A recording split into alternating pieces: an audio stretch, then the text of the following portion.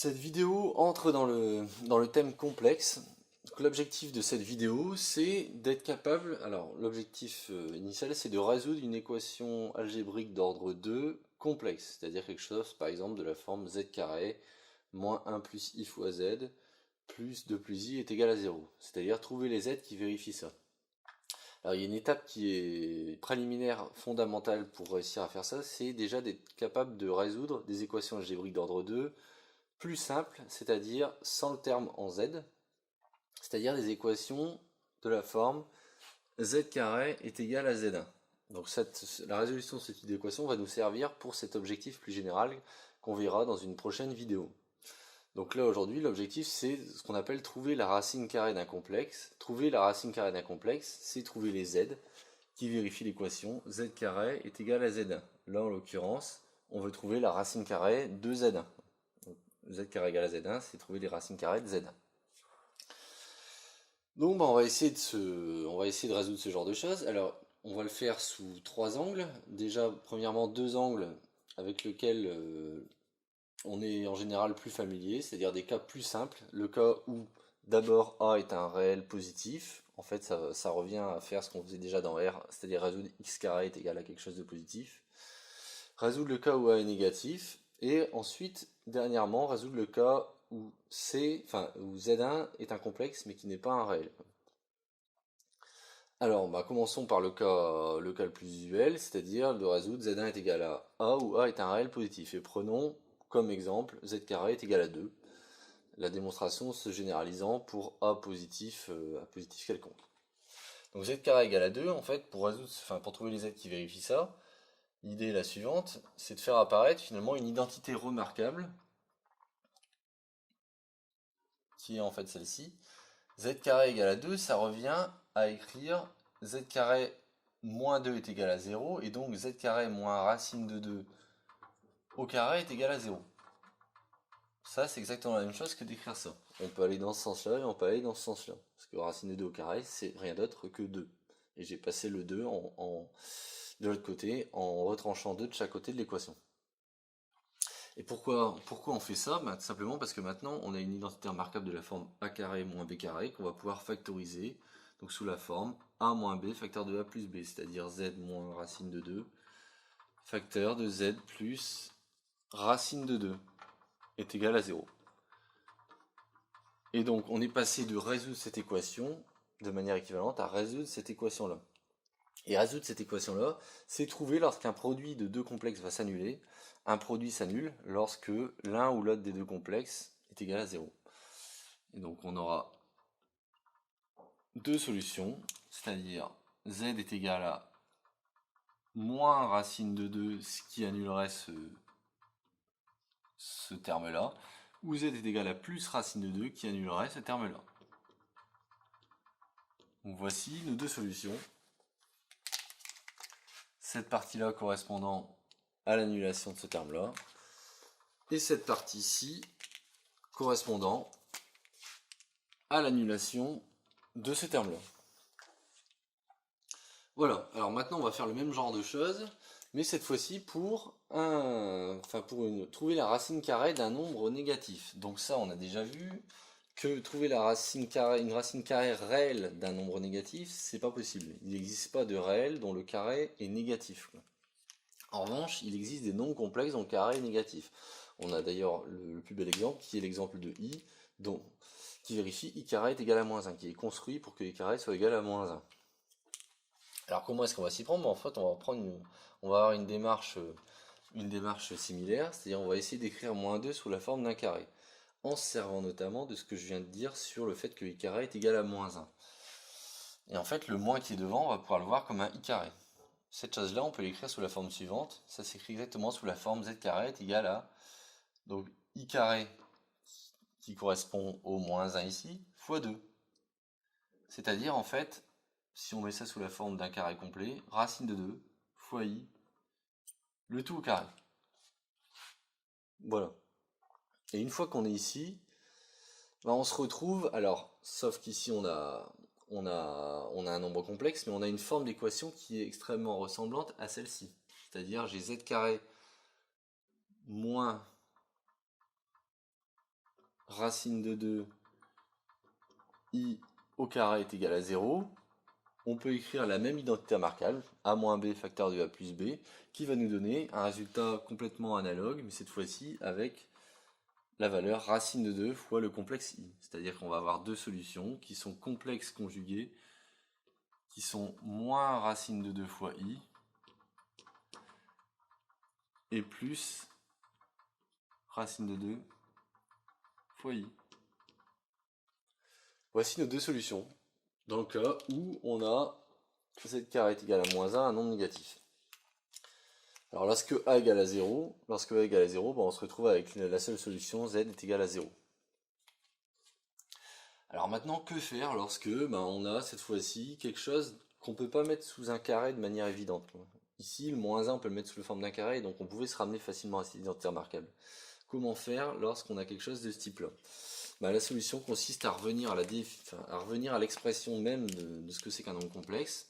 On va chercher z sous la forme algébrique d'un nombre complexe, c'est-à-dire que z, on va le chercher sous la forme a plus ib, où a est un réel, et b est un réel. A est appelé partie réelle de z, b est appelé partie imaginaire de z. Et donc trouver z, ça revient à trouver a et b. Si on trouve a et b, on aura automatiquement z.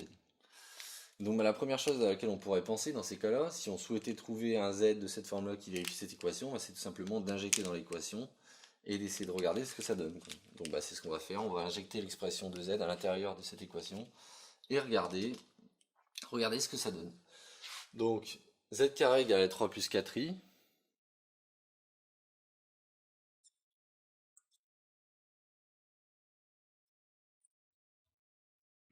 Si j'injecte dans l'équation, ça me donne donc z au carré c'est a plus ib au carré, donc c'est tout ça au carré. Ça au carré c'est une identité remarquable qui me donnera donc a au carré plus 2 fois le produit des deux termes, donc 2iab, plus ce terme là au carré, c'est-à-dire ib, le tout au carré. Tout ceci doit être égal, ça c'est z carré, donc ça, cette partie-là correspond exactement à ce terme-là. Et donc tout ceci est censé être égal à 3 plus 4i. Voilà, on est censé avoir 3 plus 4i. Donc, qu'est-ce qu'on peut déduire de ça? Tout simplement que ici, alors on peut déjà réécrire ce complexe sous une forme plus agréable, c'est-à-dire que le ib carré ici, je vais pouvoir l'écrire sous une forme ne dépendant plus de i. C'est-à-dire que je vais avoir a carré pour le premier terme. Le terme ib au carré, c'est i carré fois b carré, donc moins b carré. Ce qu'on a utilisé ici pour dire ça, c'est que i carré est égal à moins 1, pour se débarrasser du i carré qui est ici. Et le 2iab, il est toujours là, et on a tout ça qui est censé être égal à 3 plus 4i.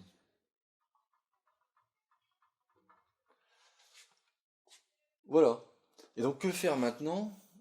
On fait exactement ce qu'on fait lorsqu'on se retrouve avec une égalité de deux nombres complexes. Quand on a deux nombres complexes qui sont égaux, leur partie réelle et leur partie imaginaire sont censées être égales.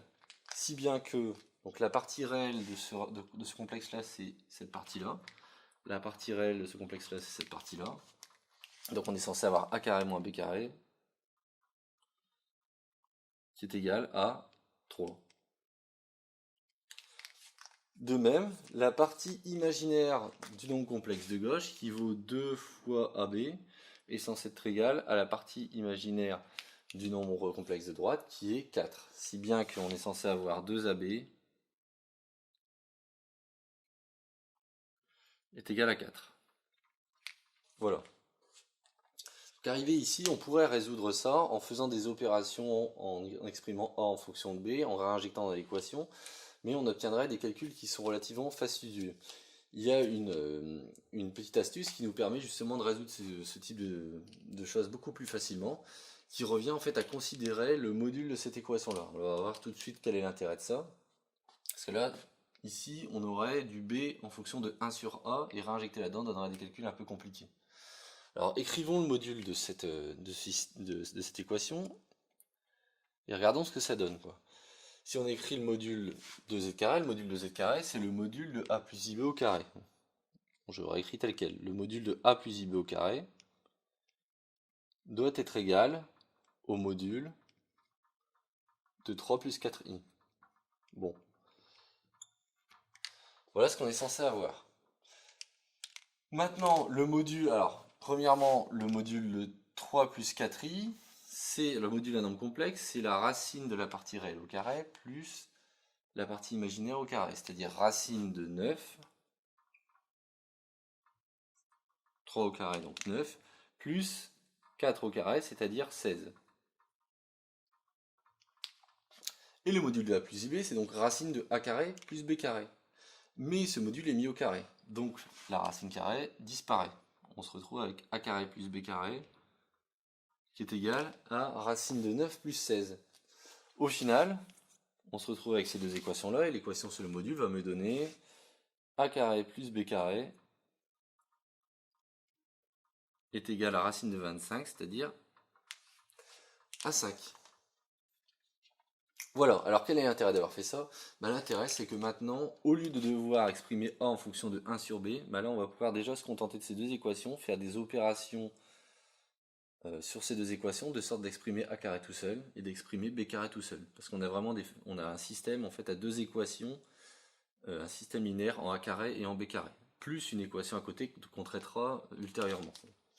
Donc ce qu'on va commencer à faire là, c'est regarder ces deux équations ensemble, tout en gardant à l'esprit qu'il y a cette équation là qui doit être vérifiée. Mais on va résoudre ces deux équations là. Donc une façon d'exprimer a carré sans b carré revient en fait à ajouter ces deux équations. Parce que si on ajoute les deux équations, j'aurai b carré moins b carré, ce qui vaut 0. Donc voilà ce qu'on va faire. Je somme ces deux équations, j'obtiens donc 2 a carré plus a carré, donc 2 a carré, qui est censé être égal, enfin plus b carré moins b carré 0, qui est censé être égal à 5 plus 3, c'est-à-dire 8. Bon. Pour obtenir b carré tout seul, au lieu d'additionner, on va soustraire, parce que si je soustrais, j'ai a carré moins a carré qui est égal à 0, b carré moins b carré, ça fait 2b carré. Donc là j'insiste, b carré moins b carré, donc c'est pour ça que j'ai plus b carré, donc 2b carré. Et 5 moins 3, ça va me donner 2. Et on n'oublie pas qu'il y a toujours l'autre équation, qu'on peut d'ailleurs simplifier par 2, qui nous donne que AB est censé être égal à 4 sur 2, c'est-à-dire 2. Bon voilà, qu'est-ce que ça nous donne tout ça? Ça nous donne finalement que, en divisant par 2 toutes ces équations, je vais avoir a carré qui est censé être égal à 4, je vais avoir b carré qui est censé être égal à 1, et je vais avoir AB qui est censé être égal à 2. Et donc on se retrouve, quand on résout ça, on se retrouve en fait dans le cas qui est ici. On veut résoudre a carré égale 4, c'est-à-dire trouver les a tels que a carré est égal à 4. C'est-à-dire faire exactement ce qu'on a fait ici. Donc en appliquant cette façon de faire, vous pouvez vous rendre compte que du coup ça vous donne a est égal à moins racine de 4 ou plus racine de 4. Donc a est égal à plus ou moins 2.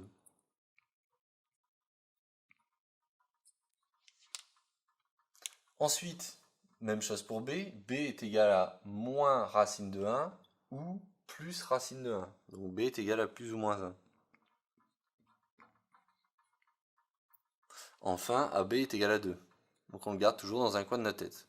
Bon, très bien.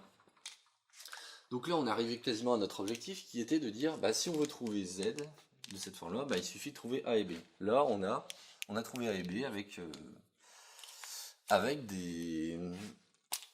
4 valeurs possibles. Donc on se retrouve au final avec finalement l'obtention, une fois qu'on a injecté Z à l'intérieur de l'équation, de A, de B et d'une relation sur A fois B. Donc on va écrire les solutions, c'est-à-dire que voudrait Z dans ces cas-là.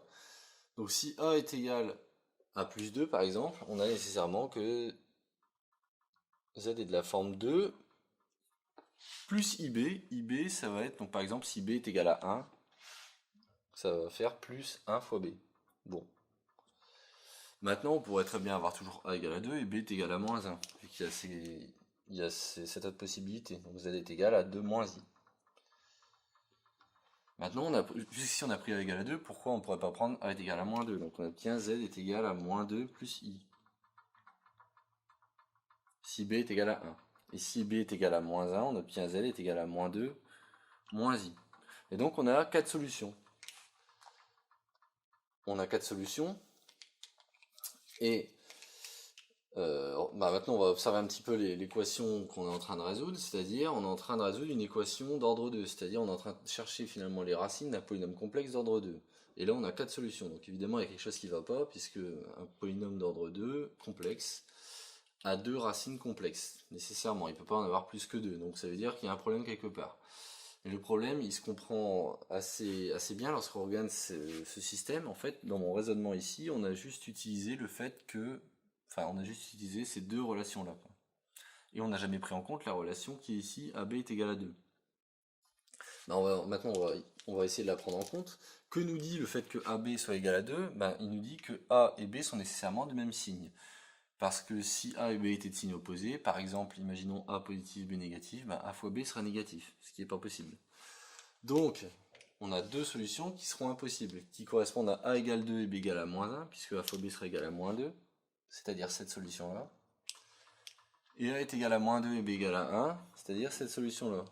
Si bien qu'à la fin, on obtient deux solutions qui sont 2 plus I et moins 2 moins I.